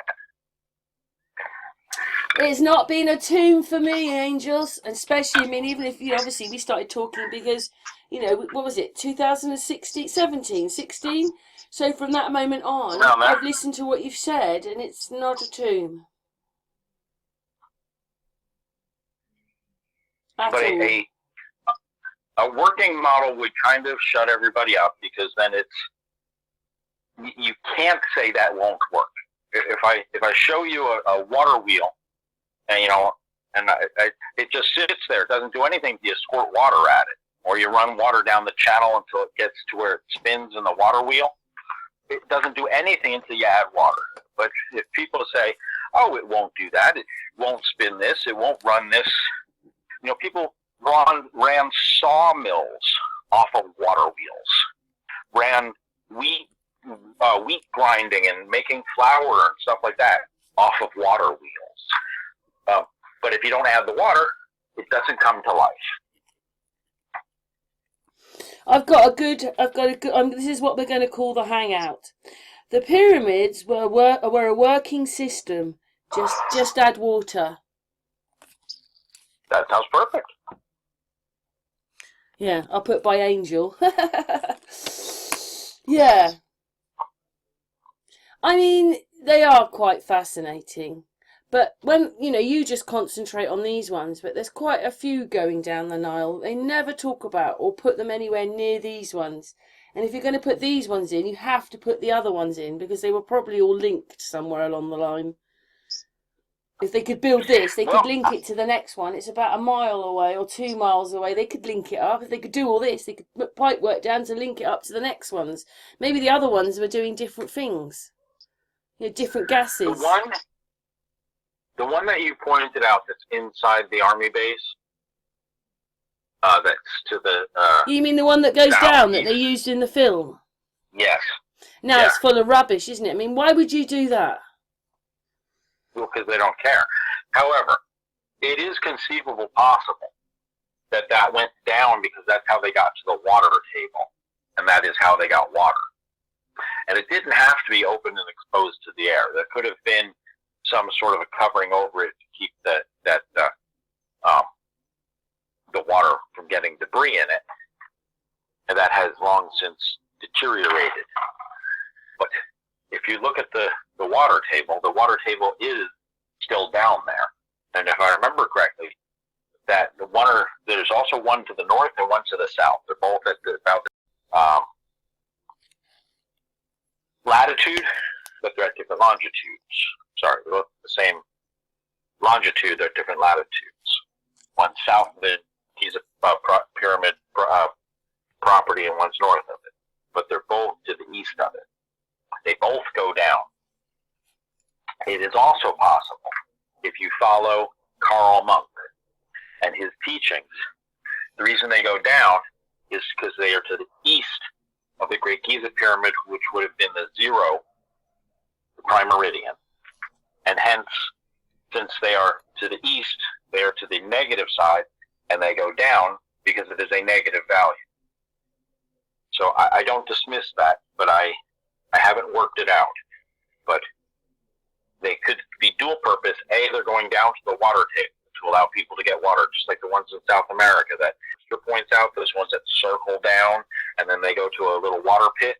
Have you seen them? They're actually cool. They show that people knew there was an aquifer down there. Oh, he has... But you know what? Quite a few structures have water in them. Like, I was watching one about all these tunnels, and they used to go down there for whatever, but because there was it was hot water, so it would have smells in it. But you know, water's used in a lot of things, isn't it? It's used in you know, when they want to break up stones and the drills, they have water around the drills to stop the drills getting too hot. Yeah, cooling, yes. Water's used for so many things. Well, it is one of the most prevalent things other than air. Yeah. Should we talk about something else now? I'm going to stop this video. We're nearly at the end of this one now, so we're going to stop this one. Hello world, Great Giza Pyramid. Well, I say Great Giza Pyramid because that's what I started with. I did not realize that the whole entire Giza Plateau is a system. I'm not going to make you buy a book to understand how it works. I'm going to tell you right now, buy the book where I can explain it and hopefully answer some other questions, but it's pretty simple. Just add water. Go ahead. So we're talking about the RAF theory. Well, that is a play on Tesla, and to make it stand alone. It's resonant ambient frequency and force. And Tesla said... Oh, I've got to turn the volume off. Hang on, sorry. Hello world. Yeah, carry on. Tesla said a few things. One of them is everything is in 3, 6s, and 9s. But the other one is everything can be thought of in frequency and force. I think this is his 3 things: energy, frequency, and force. So resonant ambient frequency and force is kind of the same thing. The resonant ambient frequency and force is kind of saying focus on, at any point, the energy of that particular volume of space. You can break it down into different size volumes of space, but the volume of space in your kitchen could be warm and dry because you're cooking something. And the volume and space in your laundry room is going to be warm and moist. And then in your garage is going to be cold and dry. So if you look at those 3 different things, at any point, the heat is going to be working its way towards the cold, and the moist is going to be working its way towards the dry. That's just the way nature works. And with that, if you just follow what nature will do, you will get the system. So at any point, you just need to focus on the resonant ambient frequency and force of that particular volume of space, whether it's a drop of water, whether it's a burning hot chunk of coal, whatever it is, how it affects everything in the resonant ambient area around it. And nature, you know, if you have a hot coal, nature will cool that coal. That heat will be dissipated into the air. It is just, these are facts of nature. I can't change them, don't want to change them. And as long as they work as a law, then we are still existing on this realm of reality. And when they start to get all messed up, we know we're in a simulation. Just to say, you're wearing the red shirt on this one. Okay, I have a lot of shirts. Yes, Angel was showing me the other day, weren't you? I do have a lot. He was showing me his clothes.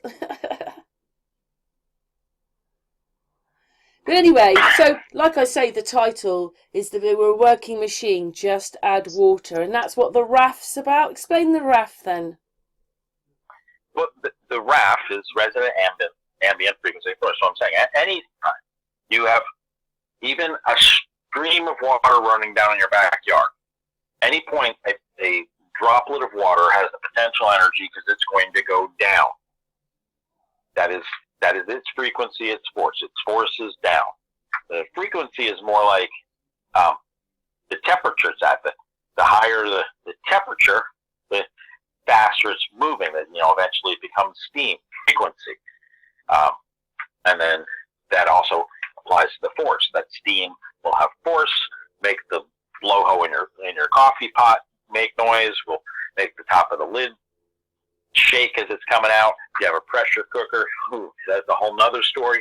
We're keeping that force in there. That force then has to turn into heat because it can't be released as a different form of energy. Everything goes back to that. It's like Tesla headset.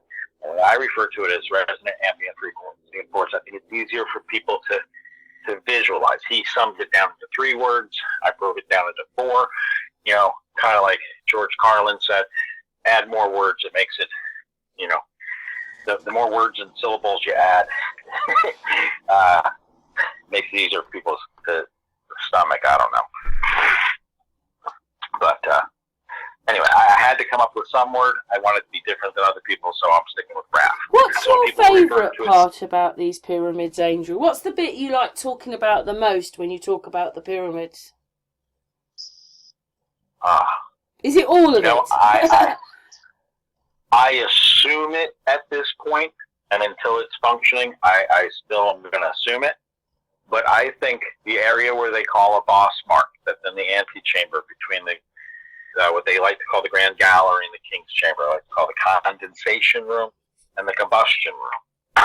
That little area there. Which pyramid's that in? Which pyramid's that in? It's in the Great Giza Pyramid. That's the only one that has the most fluidity. Everything else is kind of, as far as I see, pretty stagnant. This is the only one that's actually got motion in it. And in there, I think they're going to be working with a Lord Kelvin drop generator. And these are things that are parlor tricks in the science world. But I think these people were utilizing it because you were talking before about how there's burning and scarring within the structure. Yeah. There's burning and scarring in a few places. One of them is within the area I like to call the combustion chamber. And combustion would kind of account for why there's signs of scarring. And again, you wouldn't have that all around burial tombs, would you? That just wouldn't be there. A burial tomb? What's a burial tomb? A grave, whatever you want to call it. We're talking about the pyramids here. Yeah. What I'm saying is, I'm agreeing with you, Angel. You know I do. I know. But I'm saying you wouldn't have those things in a burial tomb, would you? You just wouldn't. They wouldn't be in there. Well, they easily like to cast off some of these by saying, oh, they were in there, people were in there for the night, and they needed to have a fire in order to stay warm.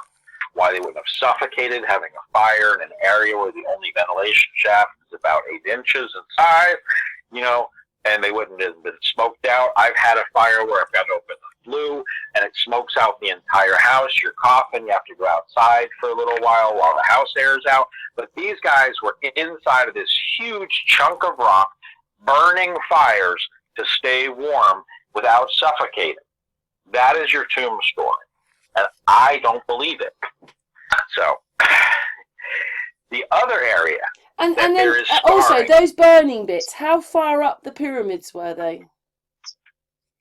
Well, that's what I'm getting at. The areas where there's scarring of burning are inside the area what I like to call the combustion chamber. Which one's that then? Is that the bottom working one or the one in the middle? It's the one that the majority of places like to refer to as the King's Chamber. So that's got 2. That's the first one then. That's the highest one. The top one, yeah. Well, you wouldn't have fires up there, would you? They wouldn't be sitting there burning a fire up there, would they? Because they wanted to keep warm. That's the story. I don't make it up. That's the justification for the Egyptian Egyptologists, the ones that got letters after their name that are so, you know, doctoratized.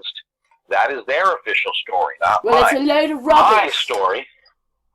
My story is that it's a combustion chamber. It's where the gases are burning together. Hence, the scarring is a evidence of the reaction that was occurring. I don't believe that people were burning fires to keep warm. Then the next plot, that there is scarring within the structure, is the top, I'd say top fifth of the Grand Gallery. What they call the Grand Gallery, I call the condensation chamber. It's the one that's on an angle.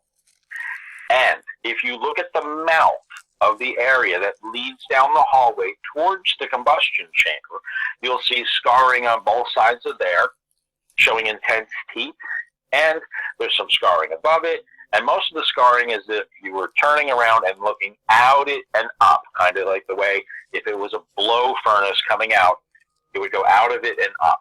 Now, I believe that is because the area they like to call a boss mark, you notice some of the scarring on there. I think that is going to wind up to be a Lord Kelvin drop generator, which causes a spark every now and then. Every now and then when the drip drops, there's a spark. It doesn't have to be a lot, it just has to be a little. But when you have combustible gases within that environment, that is going to cause a little fire, and as fire expands, it can only go one way. There's only one opening, that is the opening out into the, what I like to call the combustion chamber. They call it Grand Gallery, and that would be a blast of burning gases, and that would scar the sides of that conduit, and it would scar the area on the roof directly slightly up because heat rises and across from it. And that is where you find scarring. And that is my evidence of the reaction and what I believe they are doing. But that's when I don't really get into that part of it until people understand the flow of the system. Because when you get into the Lord Kelvin drip generator, you have to understand that you have a pool of liquids at a different electrostatic state than the other pool, and when it's dropping, it releases that energy back to the initial pool. Energy likes to stay in its little bubble, and that is the spark that you get. And nature does that. You can recreate it. You can look up, pull up on, in fact, while I'm doing this, I think the best thing to do is go onto YouTube for the people and pull up a Lord Kelvin drop generator and watch the thing freaking work. Because it is something they don't show you in science school, and is a feature of nature. It is repeatable. You could do it in your kitchen. Couple of coffee cans, couple of soup cans, couple of wires, a Tupperware bowl. You could recreate that in your kitchen and win a science fair. Yeah. This whole structure is designed using Mr. Wizard tricks. This whole structure is designed using how nature reacts when it wants to rejoin itself back together, and utilizing all those tricks to do work. It is a huge evidence of knowledge, a huge evidence of an abundance of knowledge of the elements that we live in, the world we live in. Something showing that they had a higher level of knowledge the time they constructed this than we did up until recently, and I still think that there may be a compound or an element. Well, it would be a compound.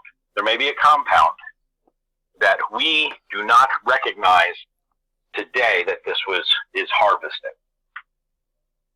Right. Okay, 1 second. I'm going to stop a second. So what does pyramid mean then, Angel? Pyramid technically means fire in the mirror.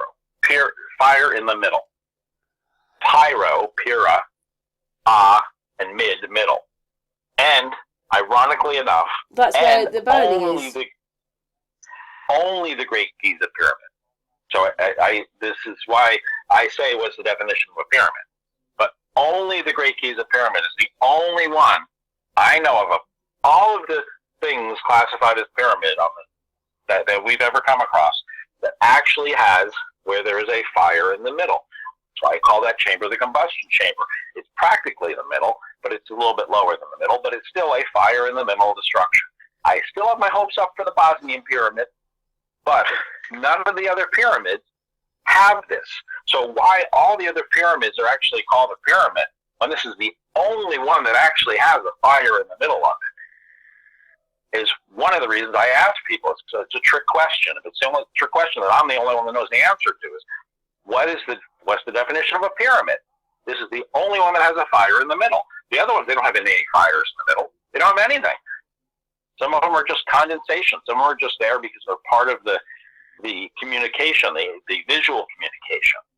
not all of them are there because they are a functional piece of the structure.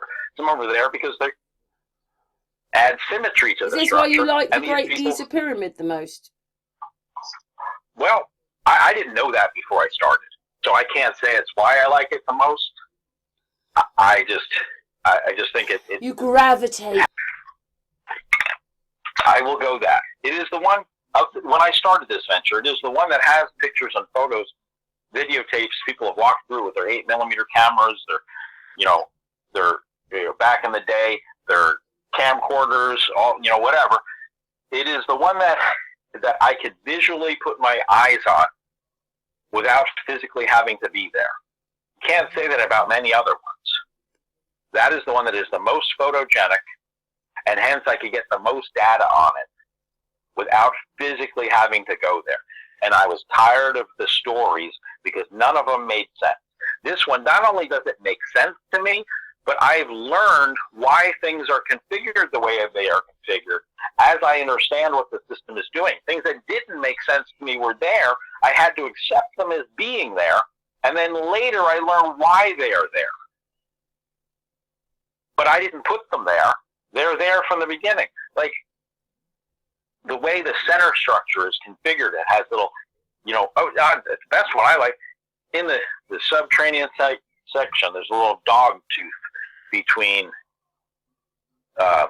what they like to call the pre-chamber and where elbows up again. If it's visual, I point it out to you. I'd even draw it for you. But you can, in my System Down Under videos, I talk about that little dog tooth makes no sense. People walk by it all day long, makes no sense. But when you understand it was the seed for a bubble of an oxygen bubble. It was that is the seed where oxygen bubble starts and grows and eventually bubbles out to go up that shaft. And in doing so causes a water hammer. And that water hammer is why John Cadman found evidence of habitation within the subterranean structure, not because of a water hammer pump, but because there's a water hammer when that oxygen bubble comes out and the water comes back down, it causes a water hammer. Now, that's just physical science. I don't have to make it up. But the way it's constructed is why it occurs.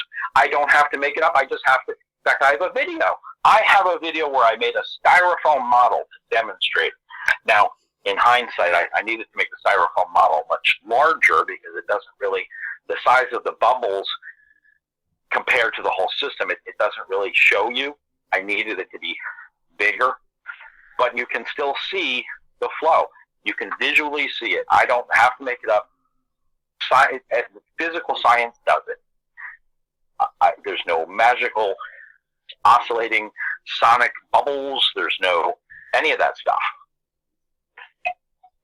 Other people like to append physical pieces that aren't there, flapper valves that aren't there. I just take into account everything that is there. And as I learn more, those physical things that are there have impressed me more and more and more. The people One second. What I think would be great is the one that I have that shows the bubbles. It's a styrofoam model. I'll get you the name of it in a second. I'll try to find it. And it shows what I'm talking about in the subterranean chamber and the little bubble. I should have had 2 videos. Well, ask me a question, something I can answer. Oh, well, we're looking at the moment at the history for granite. Uh-huh. Is there anything you can say on that? That is a website, a gentleman, again, he is very, very ingrained in the tomb dogma theory, tomb dogma mentality. And just like you were doing before, kind of in jest, he's doing it in reality. It was this, why would a king do this? Why would they do this? He's in his mind, he's questioning that it's really not a tomb, but I don't think it's clicked yet. It's like, well, why is my sister leaving every night at 11 o'clock and not coming home to 3 o'clock in the morning and having lots of singles? You know it, but you can't understand it. It hasn't clicked yet. But either way, he has a lot of great videos. He's done lots of research, pictures. I recommend you watch the stuff with the volume turned down so that you can get put your eyes on things, because when I refer to them, it's great for you to have seen it and say, like, oh, yes, I remember seeing that. I could draw anything like other people do in their books by describing something, but that doesn't make it, just describing it doesn't let you see it. And I can fictitiously describe it to make you see what I want you to see instead of what's there. And the video that I would like you to play maybe in the background is why John Cadman found evidence. Okay, we'll do that one and we'll finish on that one. 1 second, I'll just go to that one.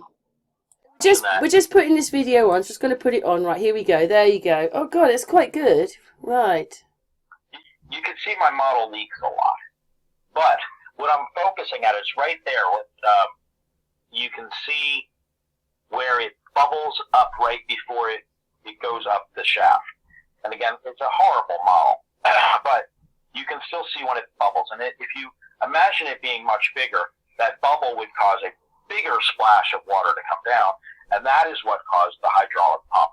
Now, mine isn't solid. You can see it leaking down it because I couldn't get the pressures right. I didn't use glue, and to be honest, I'm horrible at making these things. I need to find a bunch of engineers that would be willing to actually make me a true model. So it's almost like having one of those things with what you put in the fish tank. Yes, that is one of the things that you put in the fish tank that I'm using there to simulate it. However, in reality, this is doing it by separating the gases out of the water, not by pumping air down. It's doing electrolysis, but it's equivalent to pumping air down there. Right. Well, I have seen that little video. You've shown it to me before, but I see what you're talking about. What would that bubble have done then? Made the hydraulic part, but would it have done anything else, like all that gas coming out? It does a couple of things. Number one, as it bubbles up, it causes the hydraulic pump, which then causes a shock wave through the system. And honestly, that's something we'd have to debate about what that does. But they're doing it for a reason. The other thing it does is the gas is then coming up, and I'm suggesting the gas is not air, it's actually oxygen, is coming up out of the system, fighting through those rocks we talked about earlier, fighting through those rocks while the water's coming down, causing a back pressure on the low side, on the bottom side of the system, causing a higher pressure, back pressure, and making it so that the water coming in the spillway is fighting to come in, so it's not gushing in like you were saying, it's actually flowing in like a little trickling stream. That is part of its flow control. Now, the ultimate flow control, its overall thing is air coming out, water coming in to add resistance, but it actually fine-tunes it. And that's what the tubes over to the side that you were looking at in the picture, that fine-tunes it, because they don't want to leave it to actual complete randomness. They're looking for a specific pressure, because that specific pressure sets the volume for the entire system. The pressure that they dictate that air is at then sets the elevation of the water on the inside of the system, and they want that to be exact because they're looking for a sweet spot. They're doing something magic in there. It's like if you're looking at a nuclear reactor or something, you see all the fine wiring. They are doing it for a reason. There's a sweet spot. Just like the Haleron colliders. It's like 3 feet in diameter, that tube that they run it through, but they're running one thing right in the center of it at lightning speed, and it has to be dead on right in the center, and it's one particular element. They're racing through there. Sometimes a compound, usually an element. And they need it right in the center, that's the sweet spot. This is designed on such a large level so that their error of margin is greatly increased because of its scale. They instead of having to be like a nanometer, maybe they can be a millimeter off because of the scale. But they're doing something here. This is way too perfect. The way the system is set up with the pressures and how it's working. And I was control valves. One of the control valves is right there that we were talking about, the inlet, the area it comes in.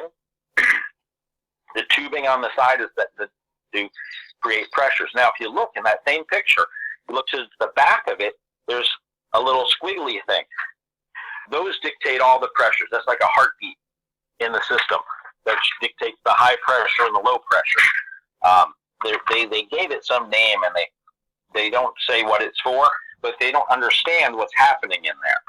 The right side of it dictates the average pressure on the inside of the system. The one next to it is the pressure on the coming in, the average pressure on the inside. The next one is the pressure outside the system where the flow is. And then the last one is actually, I believe, the elevation of the pressure level in the third pyramid where the containment vessel is.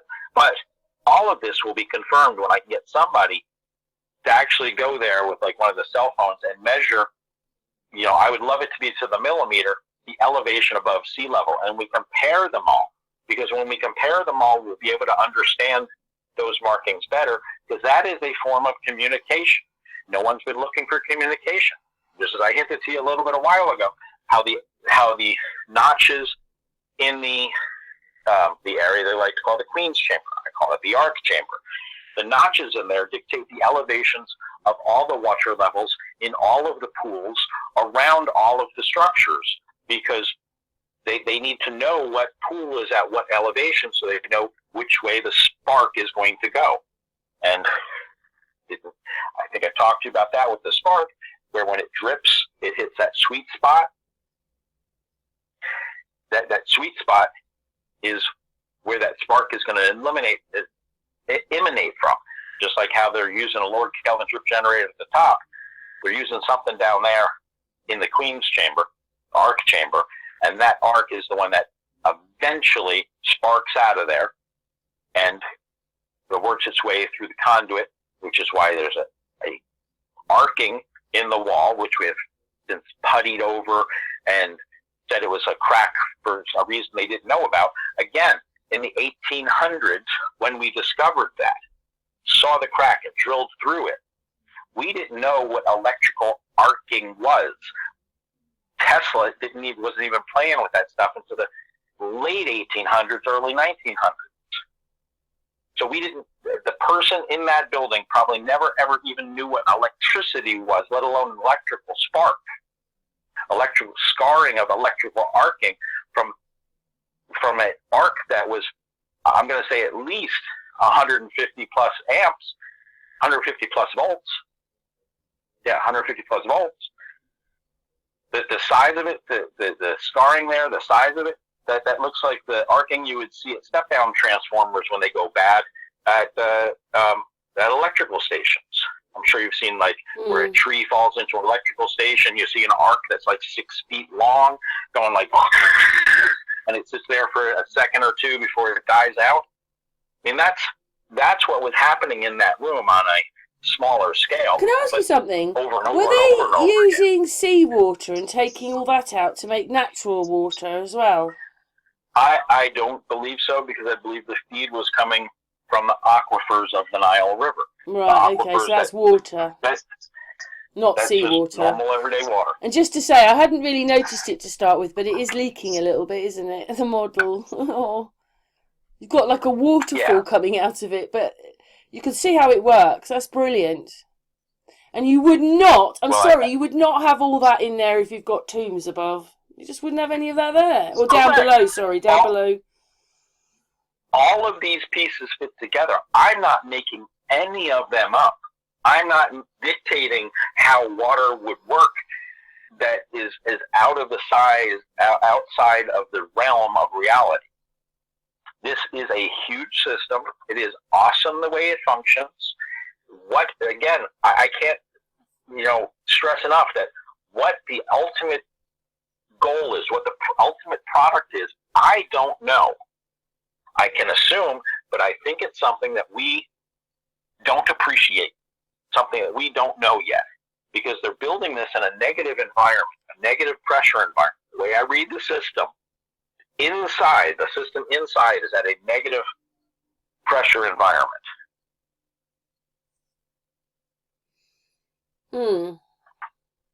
And to be honest, between you and me, I wouldn't be surprised. And all the people that are going to watch. I wouldn't be surprised if this is creating a compound which is equivalent to that which, the water, the mist, the pressure it's at, is equivalent to that of what's in a cloud, and could be potentially the reason why the clouds hit a certain. That's why I said to you, is this stop. an early HARP machine? Was that a cloud making machine? Well, I don't really consider HARP a cloud making machine. I consider HARP a weapon. Well, but it is a weapon against us. I do realise that, but I'm saying it's not a similar thing to that, is it? See, HARP cooks the atmosphere. It manipulates it with radio waves and stimulations, giving it little pushes and prods. Again, going back to ambient frequency and force. It's shoving up there into the upper atmosphere, using the word atmosphere, the upper altitudes. It's projecting energy up into the upper altitudes, manipulating the water molecules and the environment up there.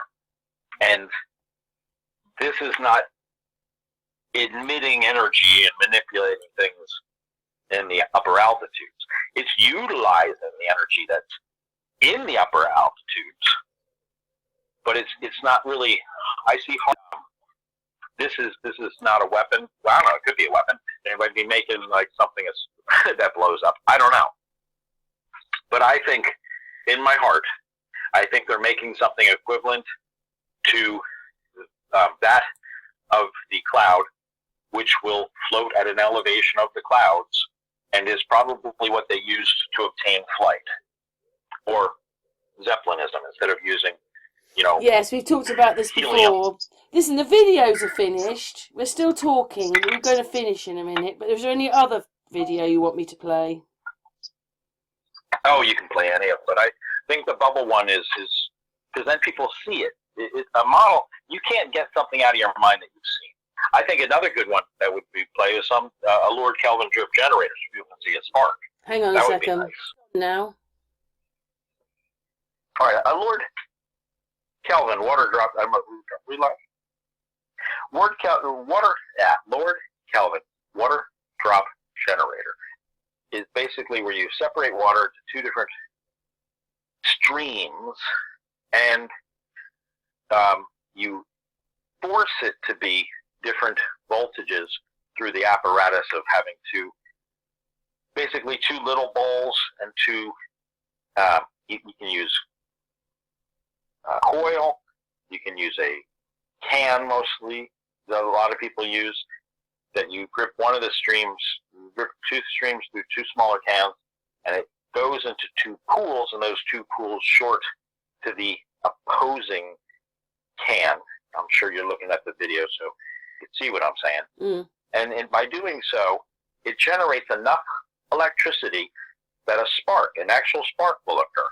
And those sparks are at, I think, 1,100 volts or something like that. It's nothing to shake a stick at. And it's a parlor trick. You put a piece of paper in there, you can probably start a fire or a piece of lint between the two ends, and you can start a fire. So it does have some functionality. It would generate. And then every time I look at the Hoover Dam, I wonder if it actually is. But that's a whole other story for a different conspiracy day. Right. Well, did you see my video? Well, it wasn't my video. LV mentioned it and said that this waterfall wasn't a waterfall. They had a pipe coming out the top. So we'll never know the real history because most things are lies, aren't they? So. Of the Hoover Dam? Was it a waterfall? No, it was in China. The waterfall. What was in China? Oh, it doesn't go any better quality than that. The waterfall is in China. People have been going. It's the tallest waterfall in China. It's on the channel. And then basically someone climbed up there and saw a pipe coming out the top. Well. And that was delivering the water. I could see that. And are they sure it was a pipe and not an aquifer? It was a pipe. Like on the side of a mountain? It had the water coming out of it, making the waterfall. I understand that. But, I mean, I'd have to see this particular thing. It's on the channel. I think I sent it to you, but I can send it to you so you can watch it. Okay. But what I was going to say is there are areas where there are pools of water at higher elevations because of rain and runoff and stuff like that. But I'm unfamiliar with this particular location and waterfall you're speaking of. The waterfalls I like are ones I can hike to. I've been to ones in South Carolina. Got a lot of pretty waterfalls. They're all natural stuff. I hiked all the waterfalls on the Maui Island in Hawaii. There's like 8 of them. I hiked them all. Oh, did you? When was that? In one day. It's easy. They're all small. Oh. but I went to all of them, all 8 of them. And unfortunately, the one and only time I've been to Hawaii was a very dry time. So a couple of the waterfalls were trickles instead of waterfalls. But it was still fun. Okay, so this little video, it's the Kelvin water drop generator. He set it all up. He's filling the, and you're right, you can see a little drip of water coming out. Right. Just has to be a little drip. It doesn't have to be like I was saying, it doesn't have to be a raging river. It just has to be a steady stream. Mm. And if you'll notice somewhere, whatever video you'll have, they're probably going to show you a spark. It's going to zap like once every 2-3 seconds. Right, we're not there yet. He's doing something. I don't know on the video. Obviously, but it is a high school science project. It is a. Well, there you go. He's just this. Well, it's a kind of spark. It's a light. That's what it's made. That's what he's put on there, isn't it? Oh, he has it done to an LED or something. Yeah. Well, that's the end. Oh, he waited all that, and he showed you. We're just gonna put it back to there to show you the lighting. Oh dear, we're faffing up. Oh, there's another one. But that's what I was saying. How that nowadays you could actually hook it up to an LED, and what would it be is every now and then you went over, you grabbed a cup of water, and you put it up on the top of something, you poured it into there, and that kept an LED glowing in your house for like 5 minutes. That's a tiny amount of electricity that can be derived from running water, enough that today we could run an LED. But it's that same parlor trick 50 years ago when they had light bulbs. There's no way it could power a light bulb. That wouldn't do anything.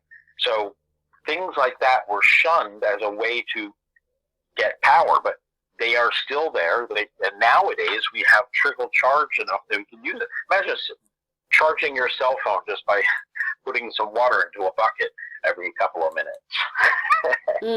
But nature does this. All energy is a separation of magnetism. All of it. It's just. I think down the road, hopefully, this structure will be a teaching tool, teaching all the different ways you can play with water and electricity.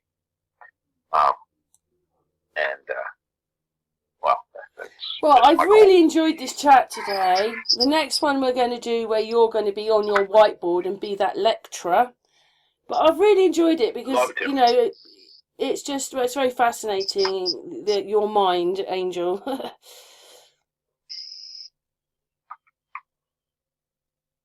you there? Thank you very much. Oh, that's all right. You were listening. No. Yeah.